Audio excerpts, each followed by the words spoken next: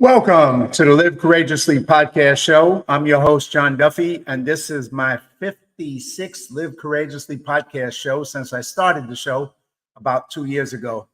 Live Courageously has been the conscious theme of my life for the last 3 years since the beginning of the pandemic in 2020, and unconscious theme for most of my life. This is a very, very special show as I make another turn around the sun and celebrate my birthday week. So the next two shows are with my childhood and lifelong friends from my neighborhood in the South Bronx, and we're going to go on a journey way back into our youth. So let's meet today's guest, my good brother Carmelo Berrios. Carmelo grew up in the Mott Haven section of the South Bronx, like myself. He lived through some of the worst days when the Bronx was burning, as we both did, and Carmelo was both my childhood and a lifelong friend. Carmelo was a survivor, went through homelessness, drugs, turned his life around. His passion for music led him to play in many salsa bands all over the country on albums, and just live a whole life of passion for music. He's a husband. He continues to play music in his church in Florida and inspires people with his love of music and his gift of music. So with that, let me welcome and bring out my South Bronx brother, Carmelo, man. A pleasure to have you on the show, my good brother. Thank you, John. That sounded awesome, man. It's a great feeling to know that I still have good friends after all these years, really. And you're one of them. Well, we've been through so much together. I'm going to throw up a quick picture of you when you were a little bit younger. And that's a great photo of you, and that goes back to the days when we knew each other, man, on the street there. Yeah. We did a lot of stickball and football and Johnny on the Pony and all kind of games that today's kids do not understand. No, I mean, we did all that. We did, a bunch of other things besides. I mean, we did crazy things too. Like, I don't know how many of you that you did with me, but I know we jumped from rooftops. We swam in the East River. We opened up fire hydrants illegally, nonstop. We did a lot. I didn't want to touch that, but since you did, yeah, that was pretty much crazy moments in our life. The jumping of one end of the roof to another. The building that's adjacent to yours had a little space in between. My building up right now. Yes, yeah, that's so. If you look up to the roof, there's a little space between the two buildings, and that little space was pretty dangerous. But we didn't know any better. I jumped it. Nothing to brag about. I would not do that today. No, I don't think we would. But that building, 400 East 141st Street, that was the corner building that I grew up in and lived 18 years of my life. And you lived down two buildings down. 2 buildings down. Which was 434, correct? 410. 410. Why do I go? 434 is all the way down the block. 410. Further down. Right. Yeah. So you live 2 buildings down from us, and our side of the block was made up of tenement buildings like mine, and then across the street from us was brownstones. The brownstones that people owned that thing. So it was like two sides of the street. The people who owned buildings or had I would say the nice neighborhood, right? They lived in the brownstones, and we lived in the tenements. It didn't matter to us. No, whoever was in the block was part of the family. If you remember the old man with the collies, the 2 collies, and he from time to time will come out and see the kids, which was us, doing our thing, but a lot of good people lived on that side of the street. Yeah, on our side of the street, we got together when it was called for. Games, arguments, fights between other bodies that shouldn't have been in that area to begin with. I personally never indulged in those things, but being there, I witnessed, and but the side with the brownstones That's the more quiet side of the street. Yeah, you're right about that. I remember, like you say, the fights. It's kind of funny because I remember I didn't engage in them either. I saw them, right, just like you. I mean, I did enough fighting with my brother Pat, who was 4 years older than me. So everybody thought we were like the two crazy Irish kids. So we really didn't have to fight anybody else. We just fought each other, right? So that was enough fighting for us, which was a good thing. We seen a lot, Duffy. We seen a lot, and if you remember, when the riots were happening back in the mid 67, 68,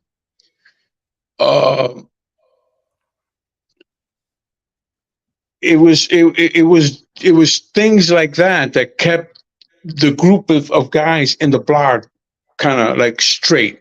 We might have done a lot of things, but when we saw riots there, stuff like that, we were like, okay, we don't need to be a part of that craziness. That's beyond what we do. Well, we experienced, I'm going to show a little bit more later when we get to that. But, like you said, 67, I think, was the first riots that started out in Harlem.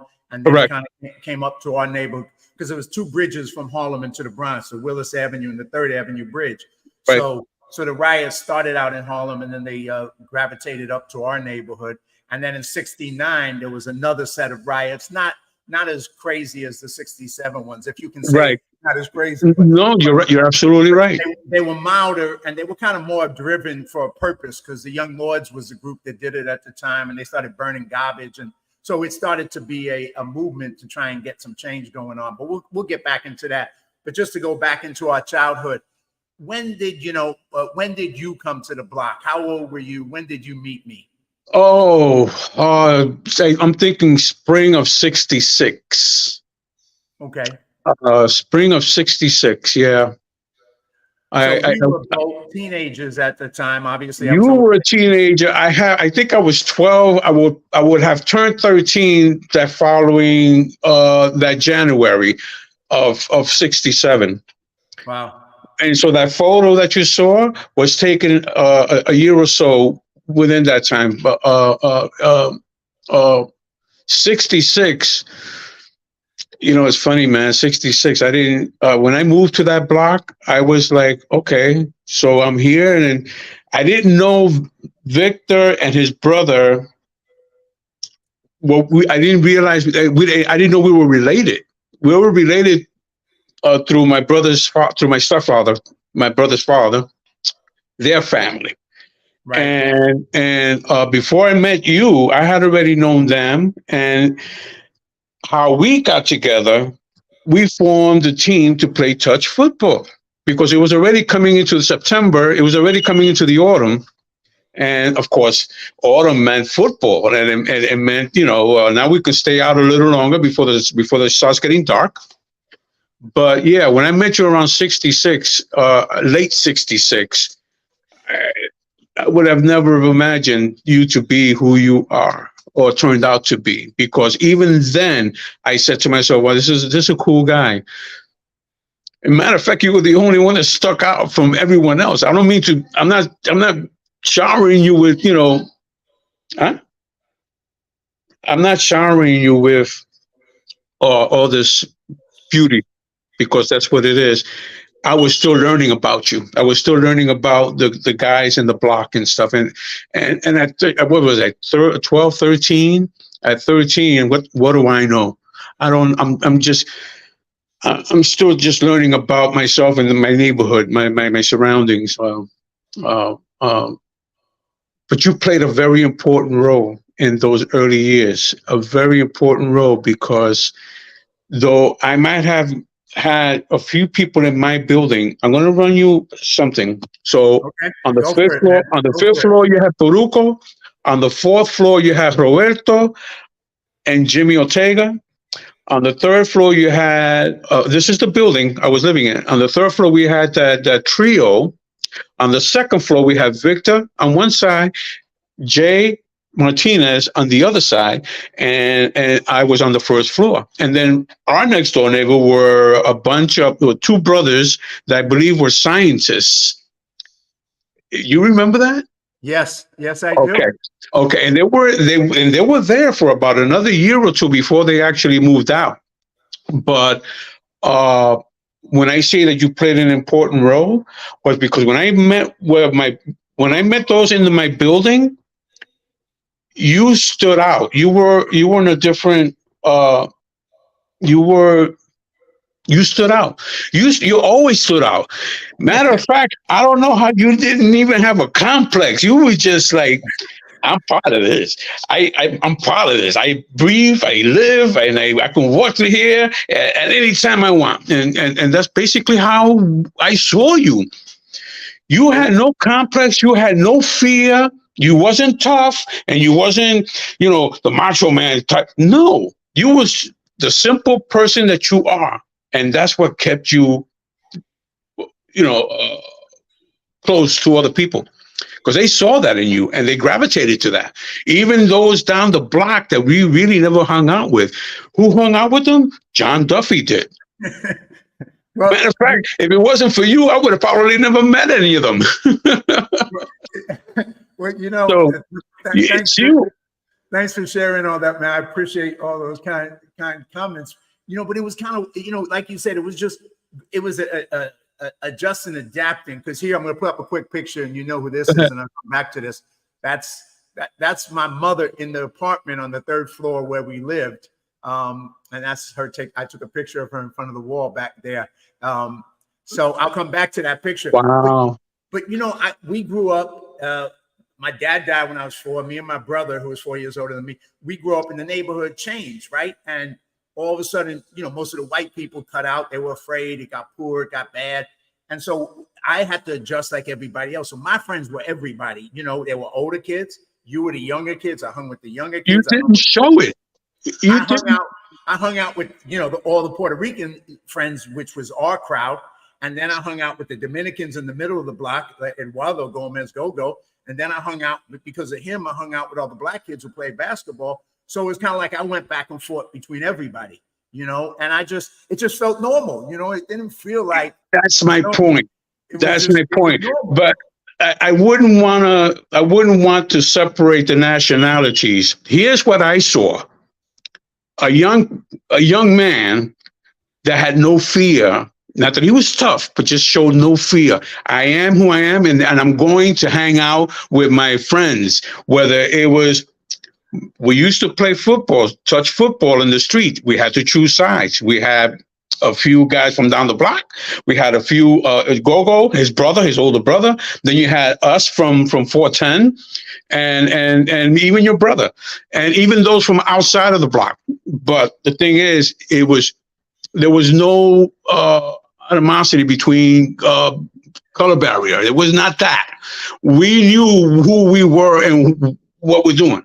It wasn't about, please forgive me, it's not about white. There was no white. You see what I'm saying? There was no black. It was human. It was brothers. Right. There was a situation once down in the middle of the block, and whoever the person was decided to run towards Willis Avenue.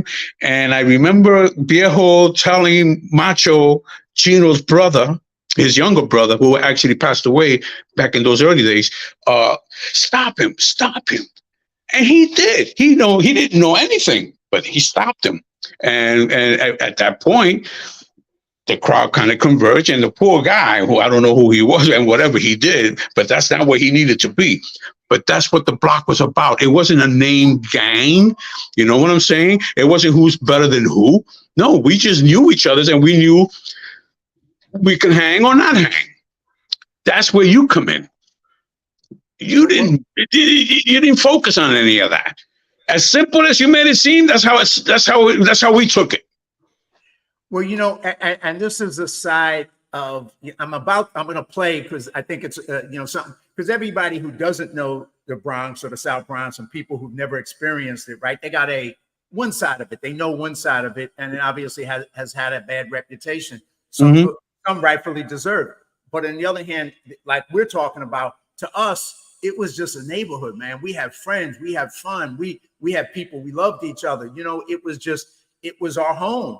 Yep. And that's what I experienced. Yep. And yet from the outside, if you looked at it, you would have been like, oh my God, this is what it is. And it was that, but it wasn't that. So I'm going to play this video. It's a short video.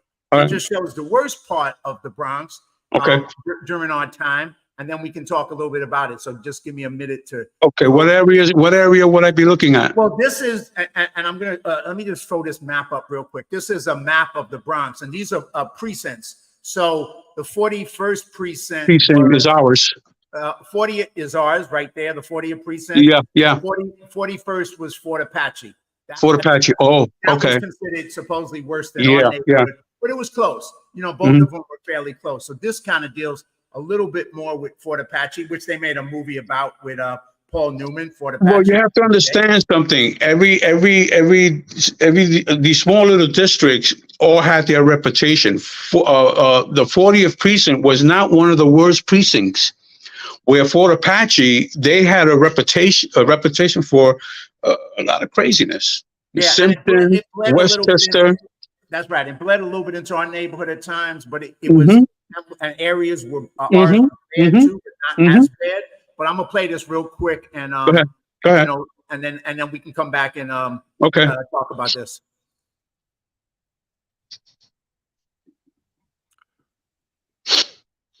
Okay, let's see. And tell me if you can hear it. I hear it. Street justice, the Bronx. New York City. I was born and raised in the Bronx. At one time, the Bronx was a thriving community.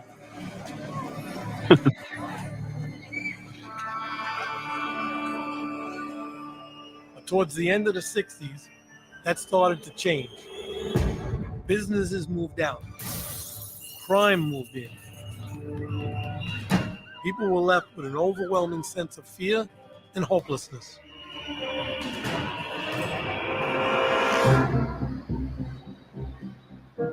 No job opportunities, schools being closed down, shop owners leaving. Just imagine World War II bombed out Berlin. It was just a war zone. Arson, murder, robbery, rape, burglary. It was considered the murder capital in the United States. The worst ghetto in all of the United States. At the epicenter of this crime wave was the NYPD's 41st Precinct, also known as Fort Apache. The 401 was the busiest in the city in all levels of crime. Hands down, most dangerous square mile in America. Some pretty tough patrol grounds. So that, I agree. That was a little bit of what was going on while we were growing up, right? 68, 69. I mean, it was getting worse, but that's and like you said, it was worse up in Fort Apache, but we had Austin, we had the buildings, we had similar stuff in our neighborhood. Hold on a second. Most of what I saw, and I recognize a few of the people that were talking. I would probably say 71, 72, 73. Between 66 and 70 that I was there, it was a different type atmosphere, even though Fort Apache still existed, but it wasn't until the earlier 70s, 71, 72, 3, 4, and 5, those years where the Bronx was actually burning.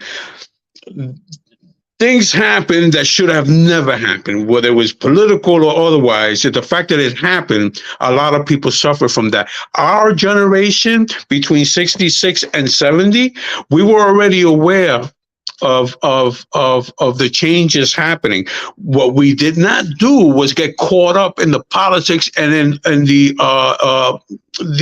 mess of destroying homes and buildings and apartments for the sake of just doing it for the kicks.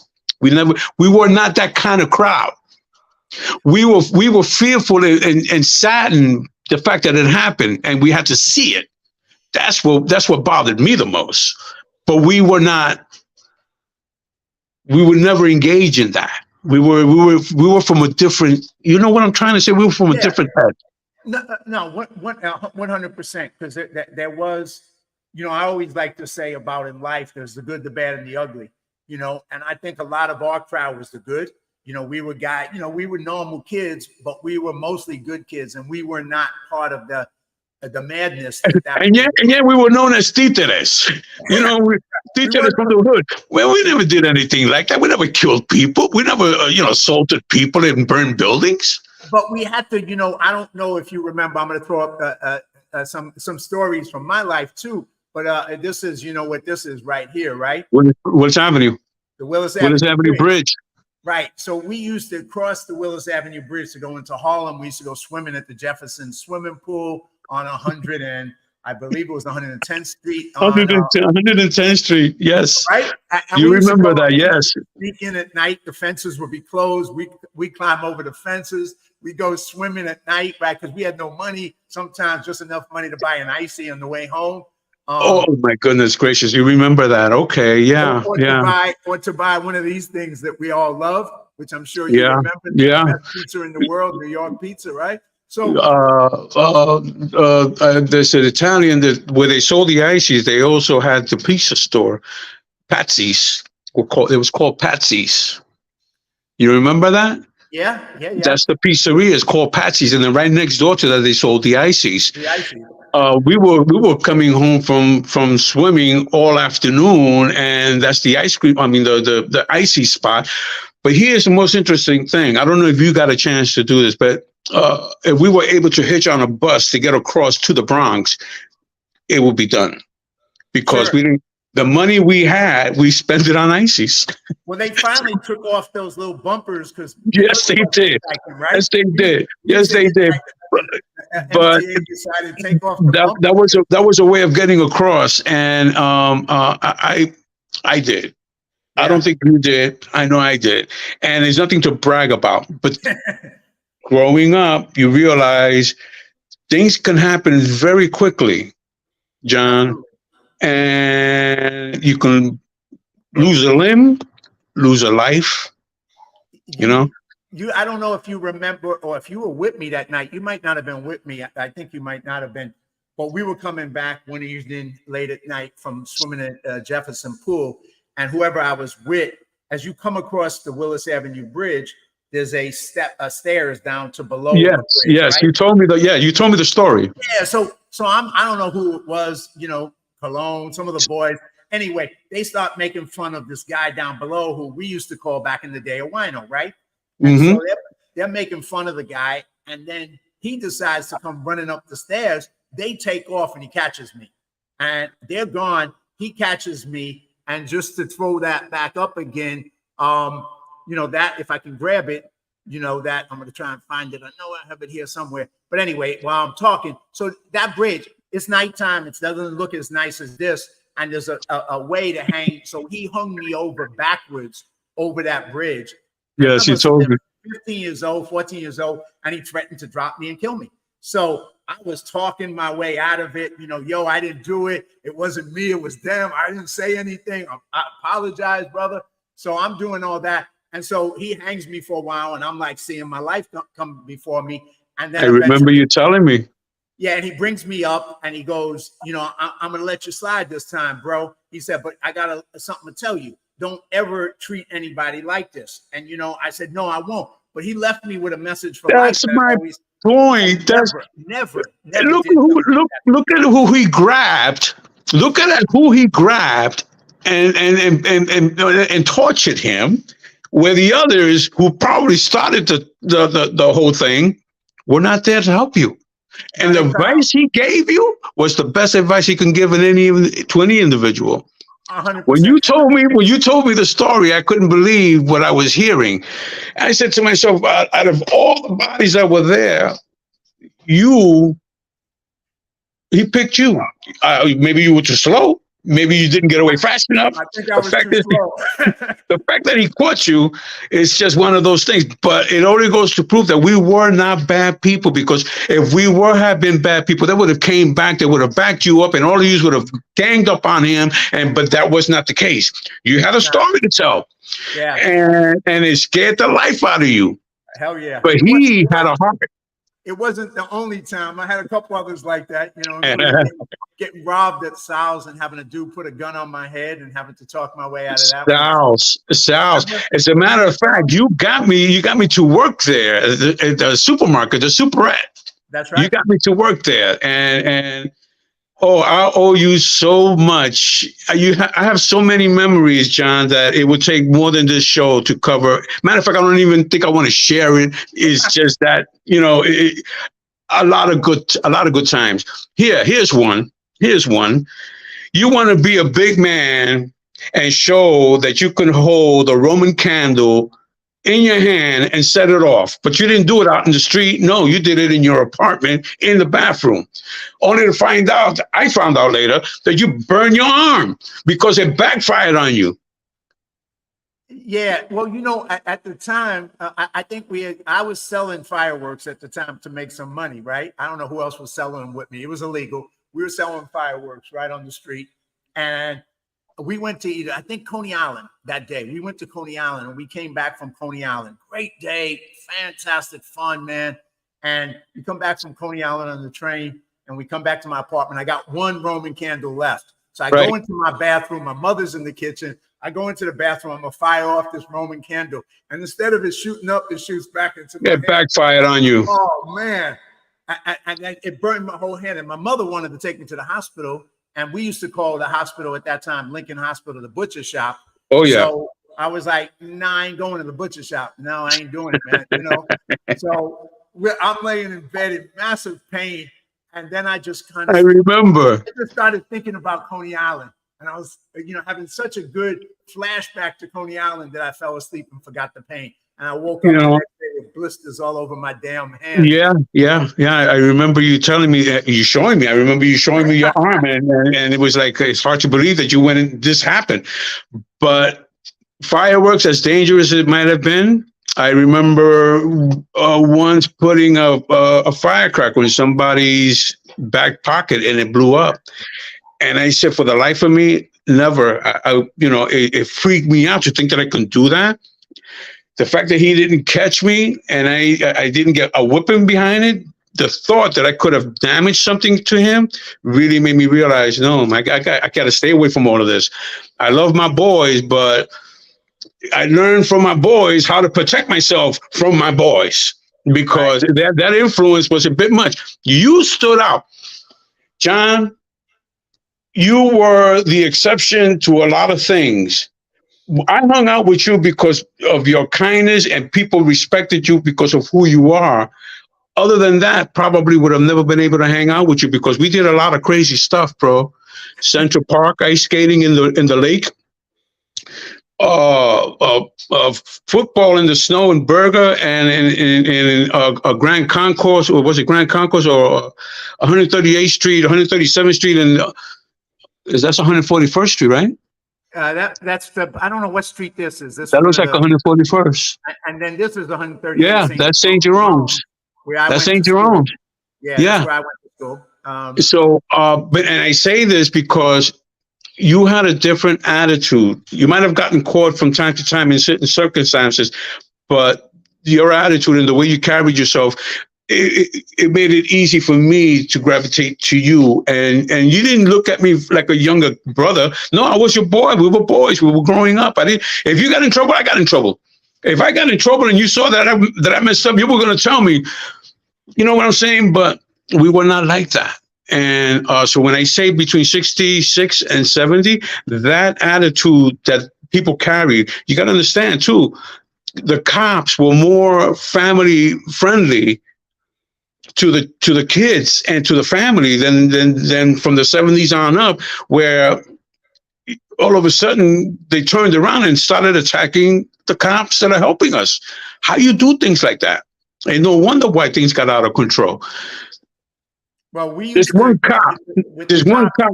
There's one cop, Bosco, and the reason why they call him Bosco was because he was black, but he was a community type man with a community type of conscience, and he would play with the kids and hang out, and he would sit by the stoop and talk and let us know about things. But if you double crossed him, or if you did something illegal and think you were going to get away with it, he would be the first one in your face.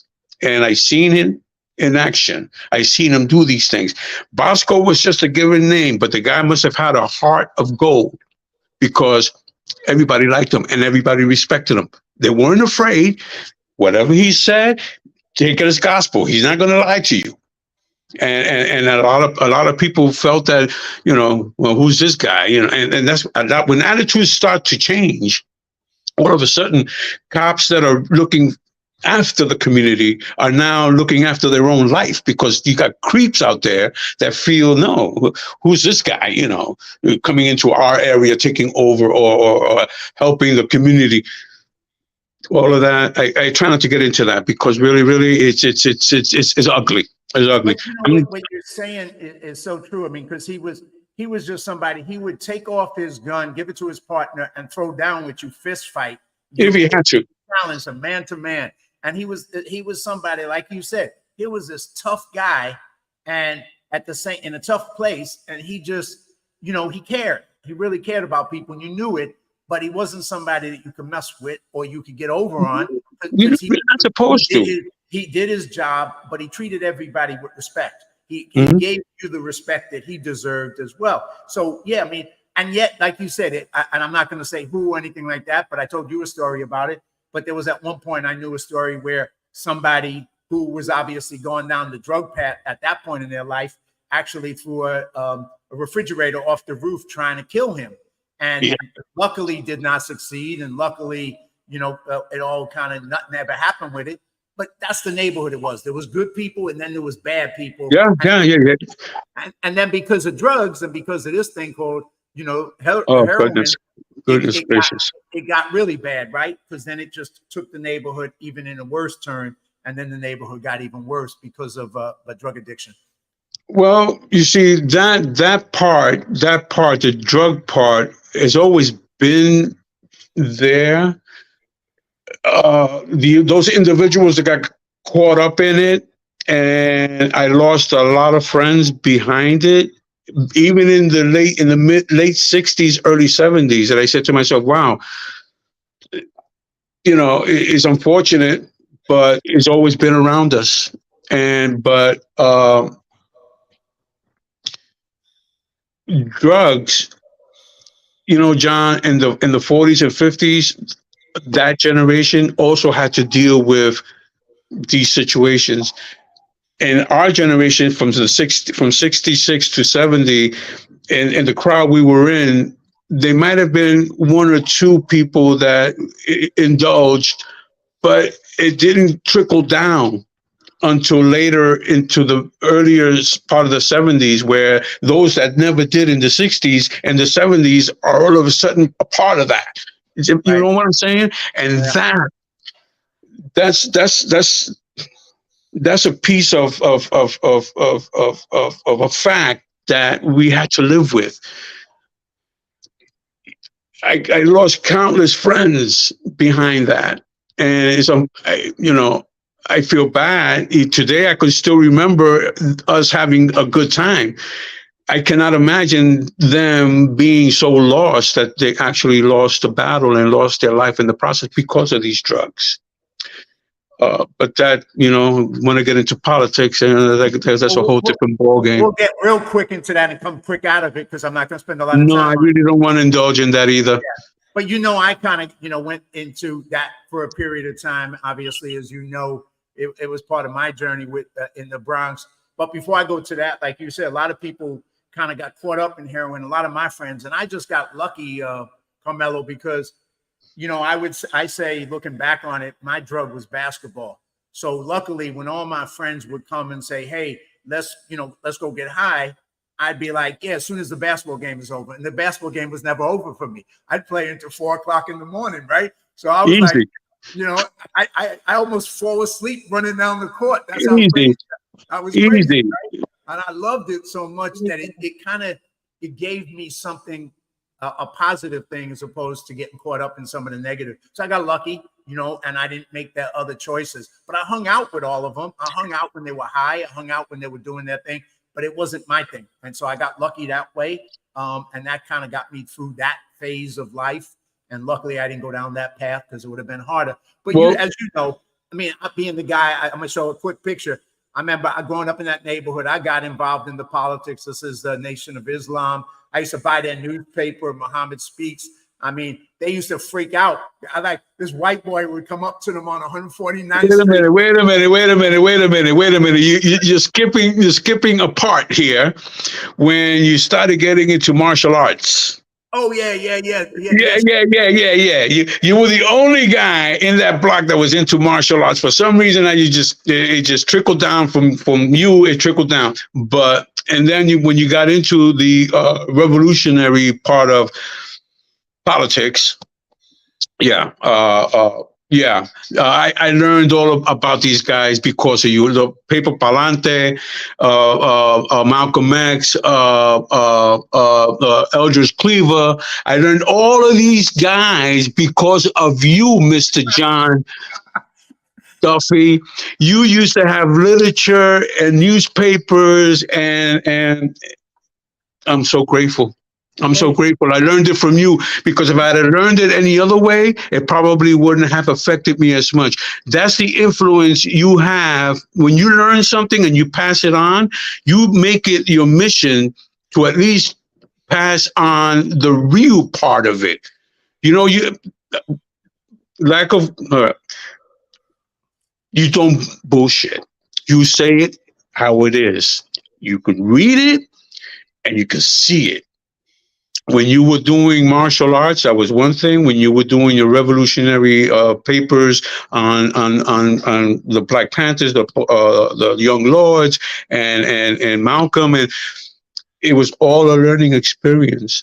A lot of people saw that and felt threatened to the point that they were against the establishment. They don't realize that these people that they're talking about have a war to fight, and that's staying alive. And a lot of them didn't make it. And we know that. When I was in high school, because of what I learned from you in American studies, American histories, I tried passing on some of that information to my classmates and the teacher, only to find out that the teacher did not understand where I was coming from. The class didn't care, and basically made me look like a fool. Well, you know, you just went through so much. And the weird thing, I got it in black and white. I'm showing it to them. Look, this is the Black Panthers thing. And then on the other side of that, there's a big article on the Ponce massacre, which happened in Ponce, Puerto Rico, about 1934, where there was a massacre for people were protesting, and the government just felt that they wanted to, get rid of this, and literally open fire on these innocent people that were just protesting for whatever. Anyway, I mentioned this to my teacher in the class, and they looked at me like I had three heads. And so the teacher tells me, in a nutshell, maybe the people got what they deserve. I said to myself, when you call yourself a history teacher, at that point, I said to myself, wow, man, as much as I love school, this is not working. I'm already in my 4th year of high school. This is not working, but yet I'm carrying literature that I, at one point or another, learned from you. But so, to exercise it is a whole different, matter. So to kind of just, because I want to get on to some music stuff with you, but just to kind of go through a rush quick thing with you. So I dropped out of high school when I was 15. I got into Kung Fu, Wushu down in Manhattan. Yes, you did. I went into this school for 2 years. I became a junior instructor. And it was kind of funny, once again, just because of the neighborhood, most of the people who were at my school studying were Black Panthers, Black Muslims, Young Lords, and then me, right? So we were at the school with this Chinese instructor who was fantastic. But he gave me, once again, a gift. But for those 2 years, I learned values. I learned to respect people, to respect myself, that know how to defend yourself, but don't get into trouble. Don't look for trouble. Know how to, if trouble comes your way, you can defend yourself. but you're never going to start trouble. That's not what That's it's about. Never that's start trouble, right? that's what I'm talking So about. he gave me the values for a lifetime. So I did it for 2 years, got injured, and I wasn't able to go any further, unfortunately, but I still have it as part of my body. But I want to just do a shout out. He came up on here. He said a shout out to Carmelo, another survivor of the concrete jungle and the mean streets of the South Bronx, Ed Go-Go Gomez. So our brother Ed is watching the show. I'm going to have Ed on next week, hopefully from the Dominican Republic, from the DR. And he's another person that, you know, we lived on the basketball courts together. You know, he said, what a great neighborhood with our African-American, Puerto Rican, Irish, and Italian brothers. Right on, Ed. So I went through all that phase, and then, of course, the political phase, and I did that, all that stuff. And to me, we were trying, the reason I got into all the radical stuff was to make the neighborhood better, to change things. Because to me, drugs was bad, gangs were bad. They weren't doing anything good, and we needed to do something good. So that's why we all had to do it, do something good, right? So that's kind of what got me into it and where we went on that journey. For you, you went on a separate journey, and I want to get to your journey because, you know, tell us about what I'm gonna pivot right now. But before I forget, you see, you didn't introduce me to this with it maliciousness in mind. No, this is what's happening. Learn about it. Learn to recognize it and talk about it. Those are the things that you were giving us. You wasn't giving us ways of how to get even or how to bomb someplace or jump some crowd. No, that's not what you were doing. And with the martial arts and with the radical learning about the system, you wasn't about let's be mean, let's be heartless. That wasn't what you were talking about. What you were talking about, read and learn and find out why it is what it is. John, we're in 2023. In 1970, 71, which is what I was talking about earlier, between 71 and 75, maybe even 76, 77, 78, pretty much the 70s, politics ate up the Bronx. And it was those people that just did not realize the only way to fix this is through means of communication, not destroying areas that we loved and grew up in. That's not what it's about. You know who was talking like that too? Felipe Luciano. Felipe Luciano, he's one of the Young Lords members. And his thing is, you know, people educate yourself so that you can understand why we are where we are. Not that we're gonna, you know, get together and destroy a neighborhood just for the sake of doing it. No, you're literally taking people out of their homes and you're literally burning neighborhoods that people need to live in. Before I forget, one of the things I appreciate about you and Mr. Eduardo Gomez, aka Gogo, is that you guys always choosed up teams, and it didn't matter what team I was in because I know I was going to be in the cool side no matter what. I'm going to play. I'm going to be part of this. But that was Gogo. Whether it was basketball, whether it was football, whether it was hitting a Spalding on the stoop, stickball, or whatever.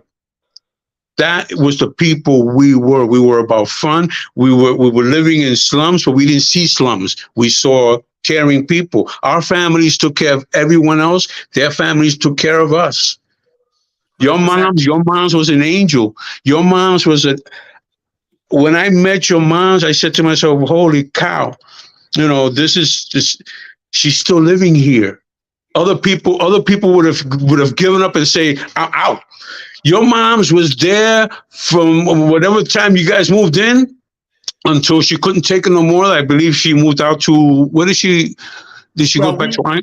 No, we finally convinced her. It took a lot of convincing. Me and my brother got her up to Arthur Avenue. But the funny thing, that was in the late 70s though, right? Yeah, it got really bad. And yet, people actually looked out for her. Even kids who had gotten the whole block looked out for her. They didn't rob her. They didn't do anything. No. Everybody looked out for her, which is an amazing thing. But we finally said, enough's enough. We got to get you out of here. We kind of muscled her out, and we took her up to Arthur Avenue at that point. But she was a godsend to a lot of people, you know, where we live, man. You know, they looked out for her, and we knew who she was, and she knew who the whole block was. But you know, it was the thing, all of us, and that's why I get back to that, what we were saying, growing up together. You know, like everybody would come over and eat at my house because she would make hamburgers or steak, you know, because that's all she knew how to make, right? And I would go over to your house or Cologne's house and eat Puerto Rican food because to me, that's what I wanted. I didn't want my food. I was tired of my food. I wanted great Puerto Rican food. So we got a food exchange program. You know, I'm gonna tell you something, John, because I realized, and we talked about this once before, you and I. We have so much to exchange and so many years. This show is not going to cover it. You don't think? I don't even think. And the little highlight we gave them, to me, is all about what you've done for me. What I do for you is that I love you, and brother, my hairs are standing on ends, and that will never change. Thank you, brother. And I'm grateful. Well, I'm grateful. And we've gotten a chance to stay connected over the years. You've come out here to LA. I'll show you some pictures later. I went to Orlando, stayed with you.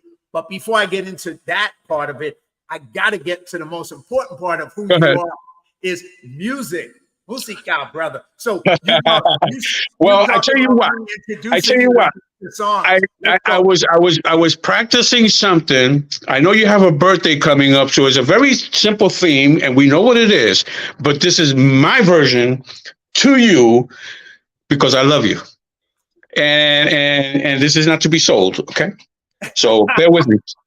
All right. So this is a special. I will probably lower the volume.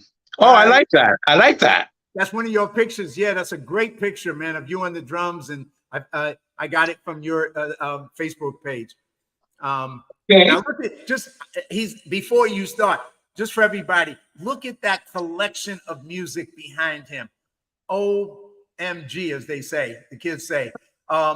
That's just an amazing collection of music. This is somebody who loves music and started out when he was a little kid. So I'm gonna let you go. I'm gonna matter of fact, I am gonna take myself out of this and just let you go stage so you can play and we can watch this. I'm gonna take my picture out, so hang with me.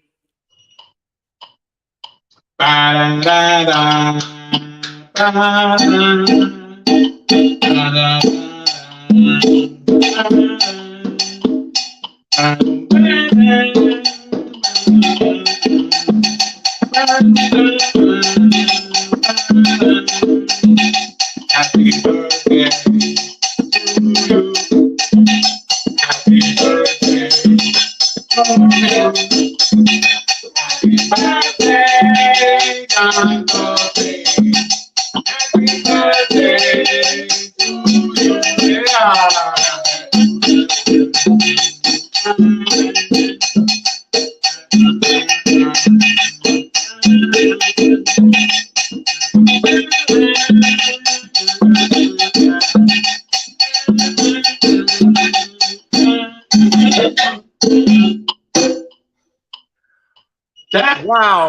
Wow. Hey.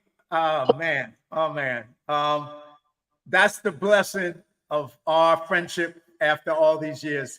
Thank you, my that's John. Love you, man. Love you. Thank you for that. That is, I knew you had a surprise. I had no clue it was going to be that. Thank you so much, man. Thank you. Brother. I learned how to separate my left and my right with different times for different instruments. That's a gift from God. That's a gift he gave me since I was a child. Before I met you, I had no clue about music yet. My mother would have albums. I'm making a long story short. There were albums being heard at home. When I met you, at that point, I was already at PS49. I learned to play trumpet from the 4th grade to the 6th grade, then from the 7th grade to the 8th grade. Anyway, and that's how I learned my music. I didn't see it the way I see it today. I've been in there for so long and done so much that it's become part of it's the ticker in my heart. You remember saying to yourself, I'm walking in rhythm? You ever did that? Uh-huh. Okay. You walk in rhythm. You have a crazy walk in rhythm. You do. And you know the funny thing, you used to walk down the block and there goes Duffy. Where you going? I don't know, but let's go over there. He's going to do something. Something's going to happen because he's walking down the block. Okay. But I learned all of that through the years. And that gift that God gave me, I'm able to pass on to you like I did today in church, John. And what mattered was that I was playing. What mattered was that the message was being received. I was receiving it. And from here, it went out there and the people enjoy it. This is not a loud place where people, oh, hallelujah. No, it's a Catholic church. So you got to be respectable. You got to you got to remember that this is not all out music. No, this is controlled music. And that's what I learned, how to control. You taught me a long time ago about control. You may not realize it, but yes, you did. Among those that has passed away, I could name names, but I'm not. And I'm grateful that they, in my lifetime, were part of my life. And that's why I love you so much, brother. Well, thank you. I love you. You're still here.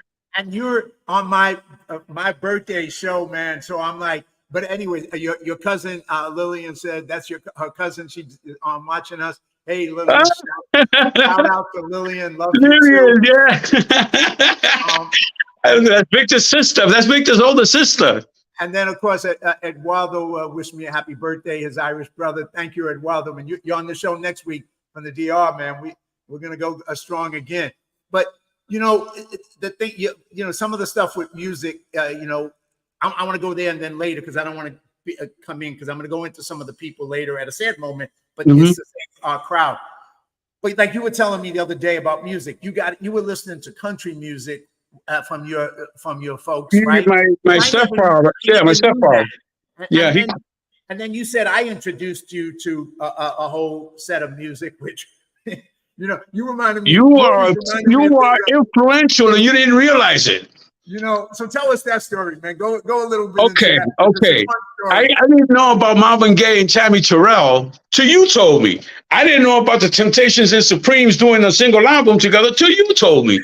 I didn't know about Stevie Wonder's or Smokey Robinson stuff till you told me. Why? Because you used to come down the block with 45s you just purchased, and you were the only one that was carrying soul music in your hands. 45s is the way it be. I would have probably heard of them eventually, but not at that moment. Duffy made sure of that. But John, I also learned about Blood, Sweat, and Tears because of you. I also learned about 10 years of the band because of you. I also learned, I can go on and on. Well, I gave you the rock stuff because my brother Pat, who was older than me, he brought the rock to me, and then I shared the rock to you. But it was good rock. It was good rock. It wasn't outrageous rock. It was good rock. It was great. But I was into soul. He was into rock. You were into salsa and all music. You were into everything. I was absorbing everything I can get. You had the gift. You had the gift of music, and I was just a listener. And soul music I loved it. So it was what I was.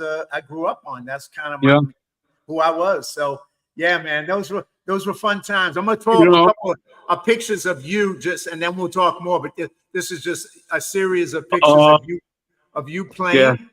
Yeah, that's a concert we did out here. Oh, that's a concert in Central Park, the first time ever. Park, yeah. Here's another one with all the drums. Oh,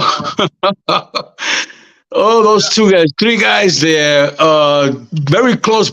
Matter of fact, the guy on the opposite, right next to the photo on the wall, next to the picture on the wall, he is very influential also. His name is Juan Rodriguez. The guy to his right is Angelo Barreto. His father was a composer of Cuban music. And he did a lot of things for a lot of different people back in his day. That's his son, Angelo Barreto.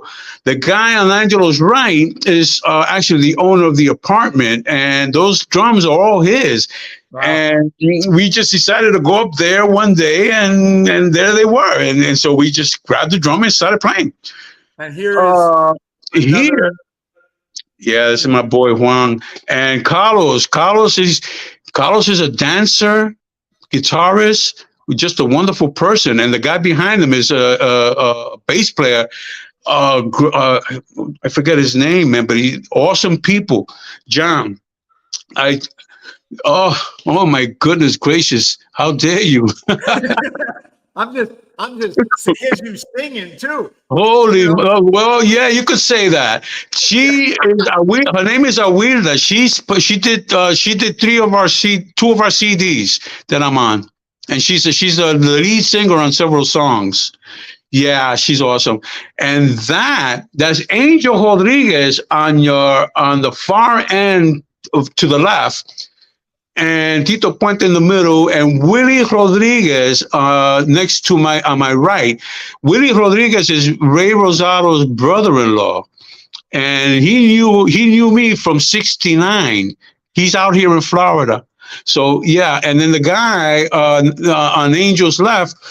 This was in City Island. The guy on Angel's left, trombonist, band leader, and it was his group, and we're playing at this penthouse type situation when Puente walked in. The number's already cooking, and Puente walks in, grabs the sticks, and starts to solo. I was in heaven. And for those who don't know, if anybody doesn't know, Tito Puente is just like a superstar, right? He is major. Matter of fact, Celia Cruz, Machito, Miguelito Valdez, Benny Moré, all of those characters you see right there are characters that shape what that music is today. And it continues to be because of them. And to play with, people like that, and just, you coming from the South Bronx and just ending up, because of your love of music, because of that whole wall behind you of, I don't know, I got to say it's over 1,000. I don't even count it. Because every day I try to listen to old stuff, new stuff, and just get my bearings as to what it means to me. I'm not out to sell.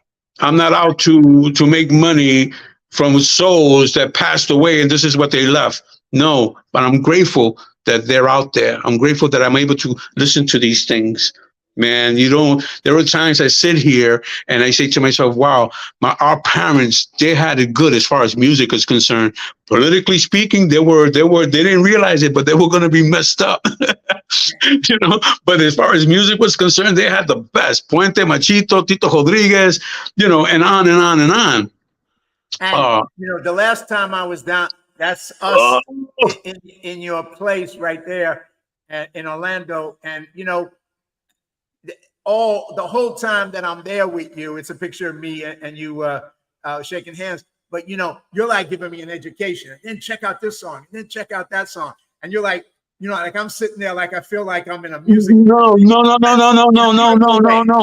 Hold on a second. There was we were listening to the radio when something came on, and we were listening to Christian radio. Right. And something came on and it caught your attention. You said, Carmelo, I like this. And I realized to myself, oh, this is another side of John I've never seen before. Christian music is beautiful. Yeah. As a matter of fact, it's what's going on today, both in all sorts of communities. If you're into Christian music, you're going to hear all different types. The awards, the Grammys, the Country Music Awards, all of these things are being influenced with Christian music and Christian people that are, God is the only man we need to, pray to. This is not about souls. No, we pray to him. He's giving us all of this. When I heard you were listening to this thing, so we just bought the latest of where am I quickly? Yes. Ms. Lauren Daigle. This is her latest CD. You can't see it. Well, that's what was on the radio that yes. That day, Lauren Daigle. Yes. And I listen to her all the time. She's very, what a talent, and the music's beautiful. And when I found out that you were into her, I said to myself, John, this is another level of John I've never seen before. God bless him. He's only going to enjoy it more and more. Yes, you did play something earlier. She was on one of the talk shows the other night, and my wife told me about it. And I said, oh, man, we missed it. But yeah, she's an incredible singer. She writes her own words and shares it with the piano player. They make up the music. They go to the studio and do what they do. And I'm so grateful to learning about her.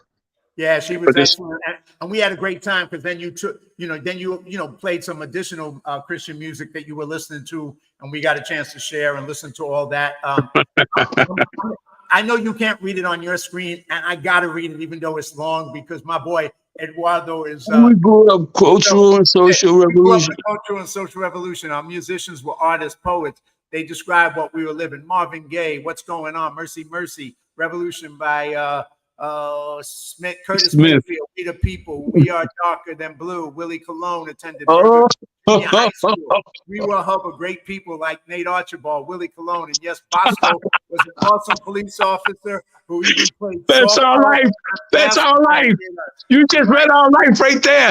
Right on, Eduardo Go Gomez, my good brother, man, from the DR. I'm looking forward to hearing that program. But you know something, John, before we log off and stuff. Thank you for being in my life, brother. If God forbid anything should happen to either you or me, I've been touched with your blessings. Thank you, God.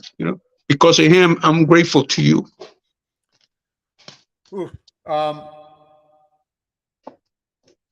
Yeah, I didn't think to get emotional and apologize. There ain't a lot that can get me quiet, Carmelo, but you just did, man.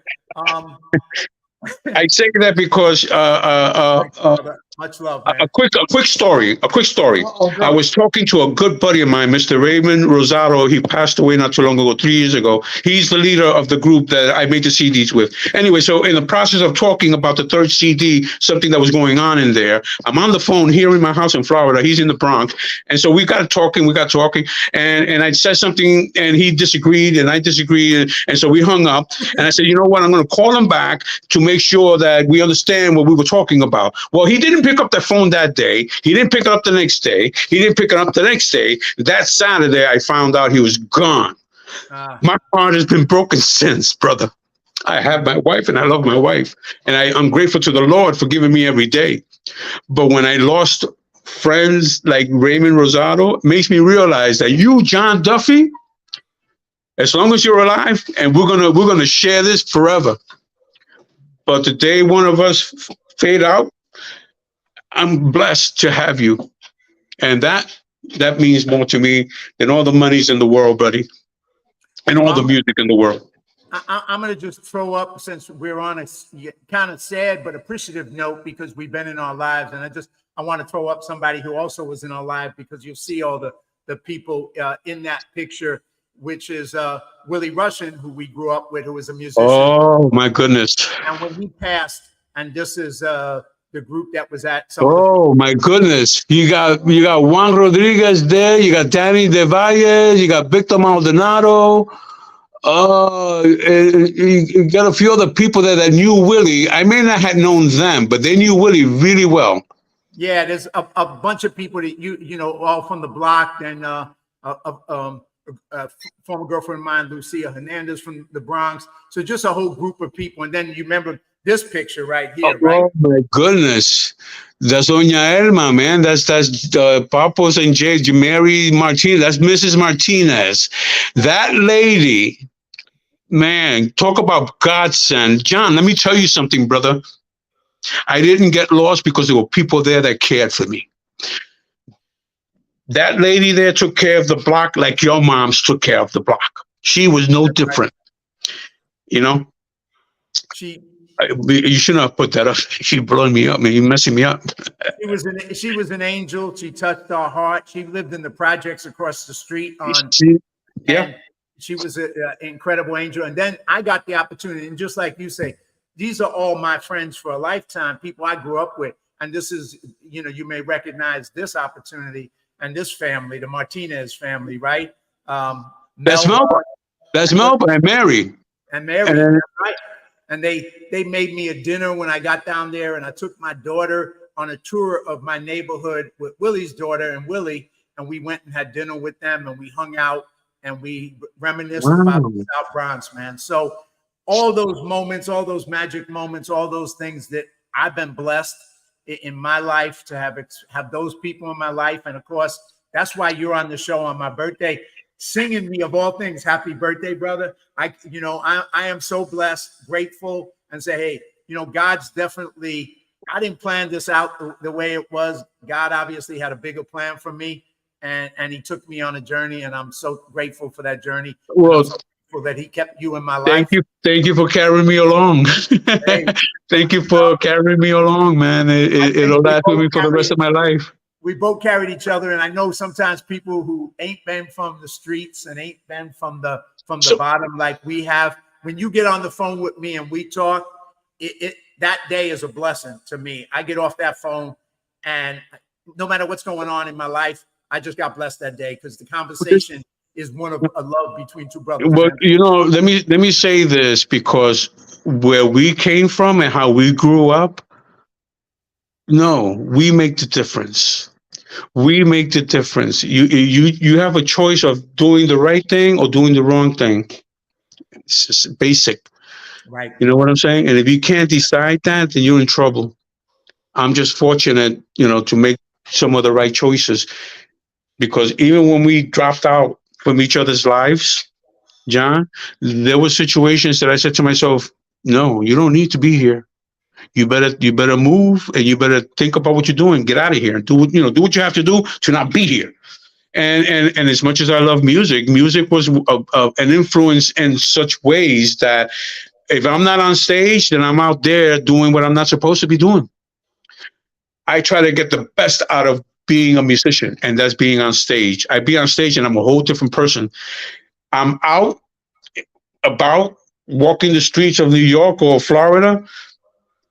Now I have to look out for myself and do the right thing. And that I learned from my buddies like you, like Ray, and those that has gone on, and those that are still around. And I'm just grateful. Victor, I speak to Victor from time to time, and he's done a lot of things with different groups. And I saw firsthand, I don't know if I want to be that. You know what? I don't want to be famous. I don't want to make big money. I don't care if I'm known. I just want to be able to enjoy myself and see people enjoying themselves because of what I'm doing. Yeah, I don't want to sell my soul, and just sell my soul and get nothing out of it. No, it's got to be give and take. This is what it's about. Well, good brother, I'm going to close out. I already went over the 1 hour mark, but I knew that. Oh my God. I tell you, this is not enough time. We did the Cliff Notes version, this is only a little short intro to the life we had together and the great things we if people that are seeing this, the one thing I would appreciate that they come away with was that we are survivors, but we're no different from what they've gone through. And I've seen a lot of your programming, bro. And let me tell you, I can't even compare to what they've been through, only to come out on the other side. Okay. So yeah, your show means a lot. You just mean a lot to me, period. But your show gave these people a platform to express themselves. And I've heard a lot of stuff, and I'm like, wow, man, I couldn't imagine myself being in that position. You know what I'm saying? So, and they came out on the other side. So that's grateful. God's helping them. God lives. Well, brother, thank you so much for being on the show. Thank you for for all the things you just shared, all the music, all your life, the fact that, we're brothers and we love each other for life. And I'm just honored and blessed for that. Okay. Thing. And okay. So thank you. So anything you want to finish with? Otherwise, I'm going to just kind of tell people about next week and, watch this show, man. I'm blown away by it. I'm going to watch it again because what comes to mind, John, is a prayer, but I don't like to be boisterous, and I don't want to. So, but a prayer to our Lord for keeping us safe and showing us the right way. is all I got to say, and I'm grateful for that, and I want to continue being that way. Just take good care of yourself, and I look forward to listening to your next shows. I'm grateful for what you just did, and this is what we do, bro. This is what we do. I was telling that to my wife. I don't sing happy birthday. Duffy. Love you too. I'm gonna hey, this is the picture of his better half together with him. And I love you. Thank you. Thank you. Like I said, I don't get a chance to tell this to too many people, so thank you for the opportunity. Thank you, and I'm glad that we were able to do it, and this just makes my birthday so special, man. I appreciate you, brother. I could send you a few $100. I just don't have it. Hey, but your love, $100 or even $1 million could not match what you did by playing Happy That's Birthday. what I'm talking about. That's what I'm talking about, brother. That's what I'm talking about. Yes, sir. My love to you, brother. All right, and thank you so much for the opportunity. We'll call each other again offline, so that I hope you can stay on. But I'm going to take you off, but stay on. Don't go off yet. I'm going to close the show out. Okay. Okay. All right. Well, I just want to what a journey through my life, through Carmelo's life, through the South Bronx, and what a show. You get a little idea of who I am and what I'm about, and just a little bit of the journey, my life from yesterday to the Bronx, and then obviously to the future. So next week, join me again. Hopefully we'll be able to make the next connection from the South Bronx, mine to Hollywood and his to the Dominican Republic. And you saw some of his comments on the show today. Eduardo Go Gomez, an amazing brother who we grew up on the streets playing sports, and he went on. I went to the Dominican Republic and got to hang out with him in his homeland. He's back. He went back to Florida. Now he's back in the DR, and he has a powerful story of making a difference in the world. So you got to watch that. And once again, another one of the brothers that I was blessed to grow up with in the South Bronx. And so join me next Sunday. And you want to give me a birthday gift? Subscribe to my YouTube channel. It's free. Subscribe. Just go to Live Courageously, John Duffy, and subscribe so you can get notified about future shows. So with that said, have a great day. I'll see you next weekend at 2 p.m. Sunday. And until then, make your life a masterpiece, and God bless.